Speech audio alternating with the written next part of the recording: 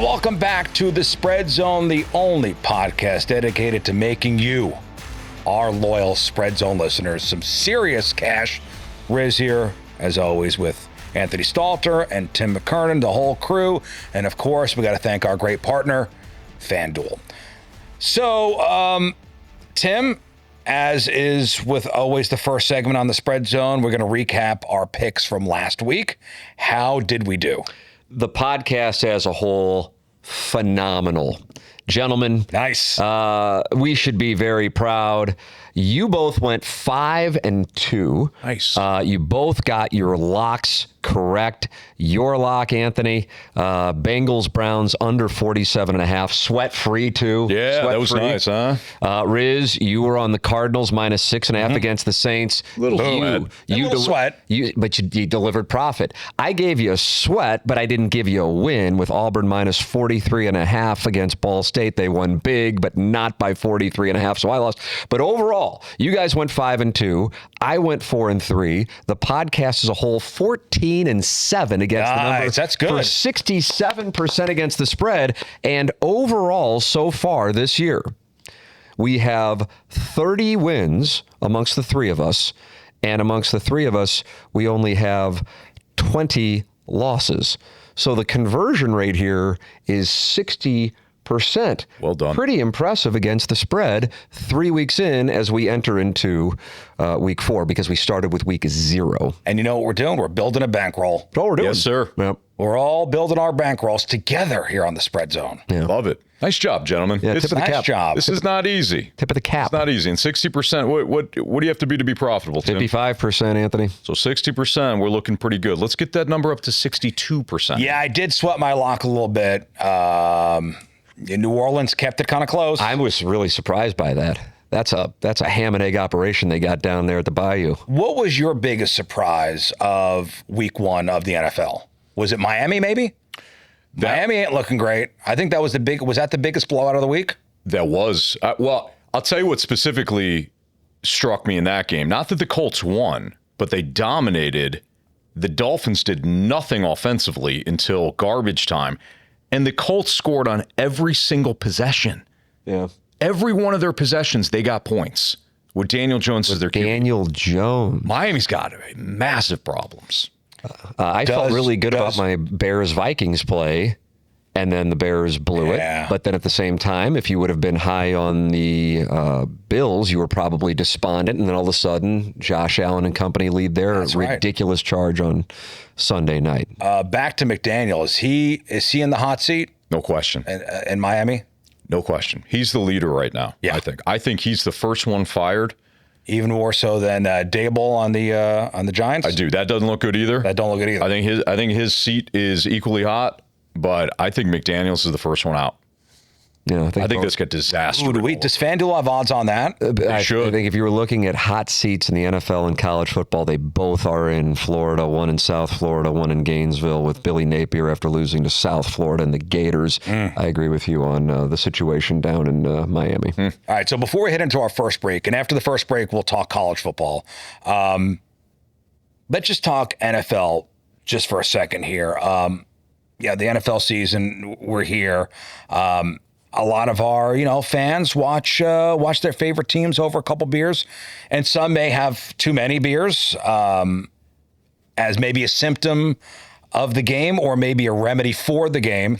So a new survey talked to more than 3,000 football fans about their drinking habits. And many of them might have been more honest than they are with their doctors. So, in your guys' opinion, which NFL fan base drinks the most? Who are the heaviest drinkers in the NFL? Now, Anthony, do you agree with me that the chalky answer would be the Bills? When Riz started talking about this, the Bills were the first team that popped in my head. And then I thought about the Eagles. It's a nice play. The Bears and the Cowboys. I'm going to throw Packers in there. Packers are a good one. You got to figure, one, it's got to be a passionate fan base. Two, a reason to drink. So either you're winning a lot or you're losing a lot. The Packers would be good. The Packers have been good. Midwest, I think it's got to be either be Midwest or East Coast. Okay, I'm going to need an answer. Which NFL fan base? I'm going the heaviest Bills. drinkers? I'm going Bills. You were going with the Bills. Anthony Stalter. Since you're going chalky, I'm going to go Bears. Okay, the Bills are the second heaviest drinkers as far as fan base goes in the league. The Chicago Bears, they are not in the top 5. Wow. The fan base that drinks the least on game day, San Francisco 49ers. the Green Bay Packers. No Least? kidding. Drinks the least? The least. Only 3% of Packers fans have 5 or more drinks, possibly because they're filled with cheese. Wow, they're already stuffed. All right. The Seahawks, the Seattle Seahawks fans drink the second least, Okay. followed by fans of the Steelers, the Miami Dolphins, the New England Patriots, the Kansas City Chiefs, the Chicago Bears, Wow. Colts, Lions, Jets. The fan base with the heaviest drinkers is Arizona Cardinals. You could have given me yeah, 20 Arizona guesses and I wouldn't have gone. I would have never said the Cardinals. I'm stunned by this. Nearly 19% of Cardinals fans admit to downing 5 or more drinks on game day, which is really pushing the limits of the drink responsibly thing. Yeah. Bills fans are next, followed by the Texans, the Panthers, the Titans, the Commanders, the LA Chargers, the New York Giants, the New Orleans Saints, and the Jacksonville Jaguars. I would have gotten maybe 2 of those teams if I were to do a top 10. Maybe 2. You know who I would have said had I not seen the answer? Browns fans. That's a perfect one. That's yeah. a nice play as well. Midwestern team. I was stuck on the Midwest. So Browns, Missouri. Right. Yeah. But Browns fans are the 20th heaviest drinkers out of 32 teams. Cardinals number 1. So there you go. Goodness. Those are the never numbers. All right, well, we got to take our first break. When we come back, we'll dive headfirst into week 3 of college football. Each of us has a couple picks to make you some money. And while you wait, of course, open up that beautiful blue FanDuel app and get those lines ready. We will be right back on the Spread Zone.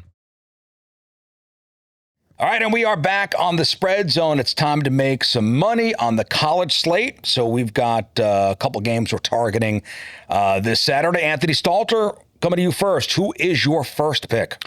My first selection in college football is Texas A&M plus the 6.5 against Notre Dame. Going to South Bend on Saturday night, and you're not intimidated by it. No, sir. Texas A&M. I'm a big believer in Texas A&M. The first couple of weeks, fine, right? Not really tested that much.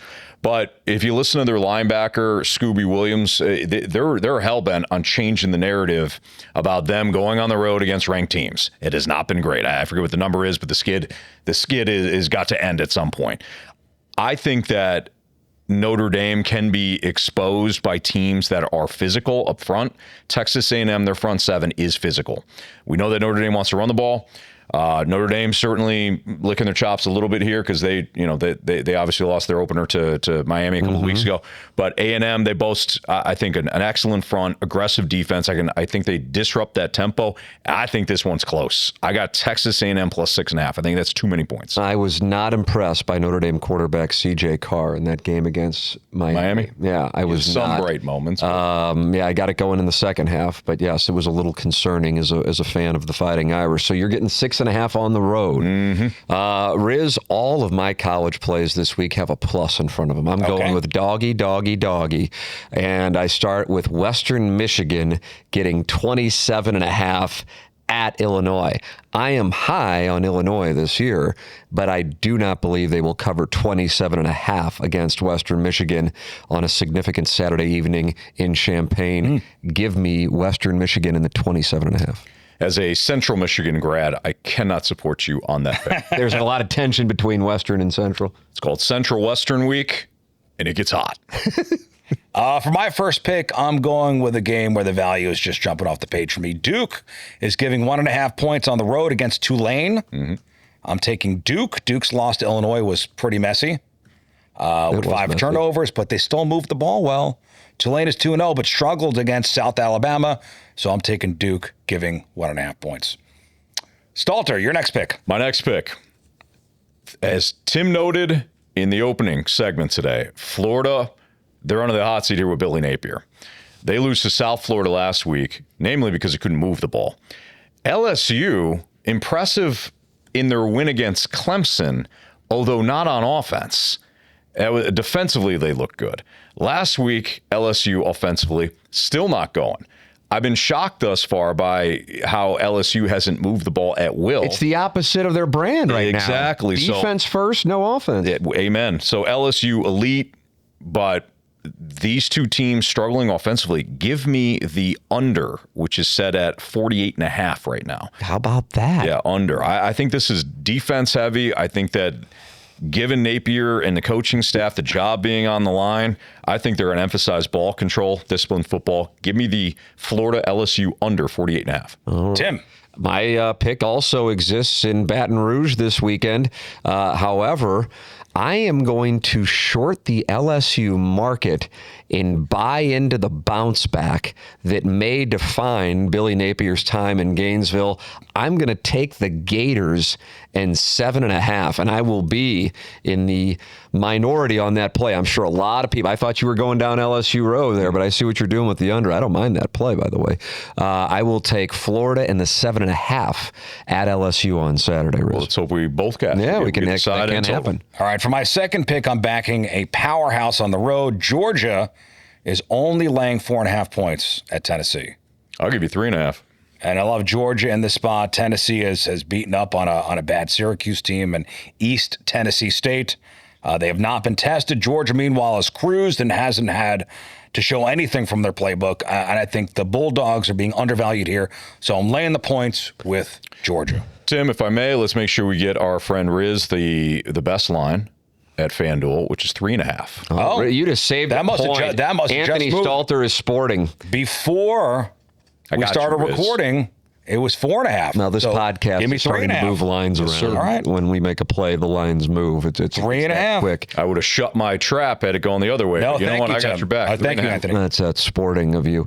Anthony, I know you're saving your final college pick for your lock of the week. My final college pick this week. This one strikes me as so obvious, I'm a little concerned by it. They beat Boise State at home. They just went to Gainesville and beat the Florida Gators, and somehow they're getting 17.5 again against Miami. I'm not completely sold on the Miami Hurricanes. I know they're ranked way up in the top 5. I'm going to take the South Florida Bulls and 17.5 at Miami this Saturday. I love it. Their quarterback can play. Yeah, I mean, they're legit. They have played with 2 ranked teams already. I know Boise was kind of but 2 ranked teams nonetheless. That's my lock. Oh, is it really? How about that? Wow. You're on South Florida? So you took South Florida? I'm taking South Florida, 17.5, Riz. Oh, no, I'm going the other way. You're going Miami. I'm going Miami. Well, save it then. That's your lock? Yeah, I'm going Miami. Okay. Yeah, Shush. Well, I'll discuss later. Sorry. We will edit it post. All right. For my final college pick, I'm looking for a shootout. The total in the Arkansas Ole Miss game is set at 60.5. I'm hammering the over, guys. I can see that. Over Arkansas 60.5. Offense loaded with explosive playmakers, and their defense is ranked 86th. On the other side, Ole Miss has a bottom 10 run defense, so expect a high-scoring game. Arkansas, Ole Miss, hammer on the over at 60.5. All right, it's going to be a track meet, guys. College plays booked.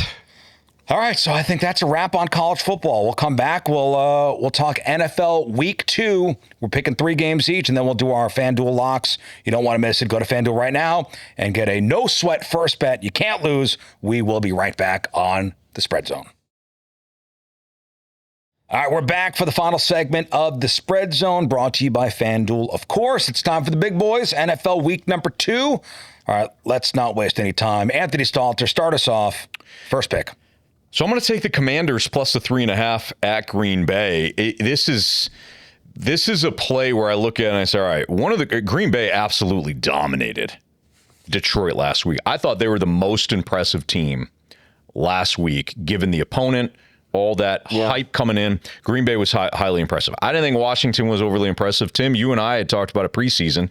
You were all over the Commanders. I actually think they'll take a step back. I wasn't overly impressed with them. Nonetheless, short week. Yeah.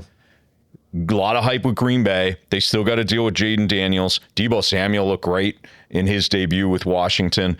Give me the Commanders plus 3.5 on the road. And I believe that's the Thursday night game. It is the Thursday night game, and that is the reason why I am on that game as well. And, I did some digging on this because it struck me that there is a trend early on in the season with the Thursday night games. And every Thursday night game last year in the first 4, might have been 5 weeks of the season, went under. And then they went off with the Falcons and Buccaneers in the first week of October, and that had a big scoring output. Therefore, the short weeks, the defenses are ahead of the offenses. I take the under on the Packers and Commanders Thursday night football. That number is 48.5, under 48.5. All right, I am all over the Detroit Lions giving 5.5 at home against the Bears. Detroit won the NFC North 2 years running. They've dominated this matchup last season. After a tough opening loss, I expect the Lions to come out firing. I'm laying the 5.5 points with the Lions. Anthony, your next pick. Last week I gave the lock, Bengals, Browns under, and it played out perfectly. Yeah. This week I'm taking the Jaguars, Bengals over 49.5. If you look at the Bengals, they got a bit of a track record here. They start slow, but almost immediately they start to put up points again. That offense, I mean, you're not going to contain. First of all, you don't have to deal with Myles Garrett this week. Second of all, you got Jamar Chase, you've got Burrow, and that offense. I don't think they're going to be contained quite like they did last week. Jacksonville played with some confidence against Carolina. They look good offensively. They can move the ball, and we know Cincinnati, I don't think they've fixed anything defensively. I just think they face the Browns. So give me the over 49.5 for the Jaguars and Bengals. All right, 49.5 over for Anthony Stalter. I am on an over as well. Riz, it's the game that you sided in your pick. I am going over on the Bears and Lions of 47.5. That number strikes me as too low. I also think the Lions are going to go out there and put it on the Bears, but I think the Bears can put up some points with their wide receiver tight end combo. I will go with over 47.5 Lions and Bears for my second NFL pick. There was a trend I think we all saw week one, which was unders. Unders for week one. And I'm looking at the Seahawks at the Steelers. The total's 39.5.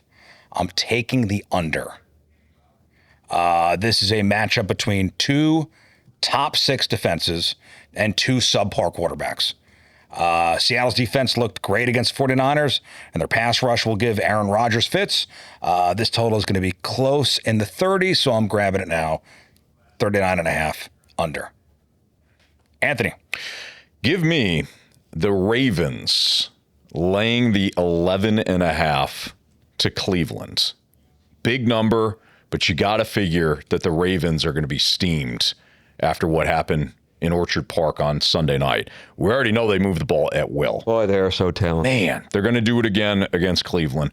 Cleveland has no answers outside of, again, Myles Garrett. But Jerry Jeudy was dropping balls again last week. Joe Flacco should have been picked off a handful of times more. I mean, I don't like Cleveland whatsoever, and this is a bad spot for them facing a ticked-off Ravens team that surely will address some of their defensive issues. That's a good defense. It's just they got Josh Allen. Mm-hmm. So give me the Ravens, laying in 11.5 in what I think is going to be a bloodbath.